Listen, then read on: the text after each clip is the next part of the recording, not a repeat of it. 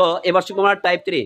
কিছু বলতো টাইপ 3 কি বলেছে, যদি ই সমান 5 হয়, কি বলছে যদি ই সমান কি বলতো 5 হয়, তাহলে পেন সমান আছে 35, তাহলে পেজ ইজ ইকুয়াল টু কত হবে? একদম কম সময়ের মধ্যে আমরা সেকেন্ডে অ্যানসার করতে হবে।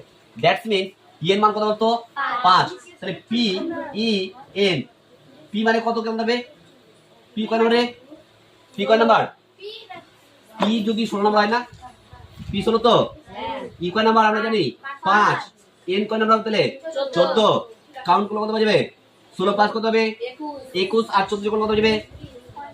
35, 35 না ভুল করলাম আমরা এখানে, 16 5 কত হবে? 21, আর 14 কত হবে? অপশন কি 35 আছে? না, এটা 35 তো দুই আছে আমাদের খাতাতে, তাই না? এবার বলছে পেজ ইজ ইকুয়াল টু কত হবে? পেজ ইজ ইকুয়াল টু কত হবে? P for 16, A for 1, G for 7, E for 5, 16 1 17, 17 7 হয়ে যাবে 24, আর 5 যোগ কত যাবে? 29, তাহলে C is the correct answer. তাহলে যদি এটাই ভাবে হয়, তাহলে তোমরা এটা অবশ্যই আমাকে করে দেখাও।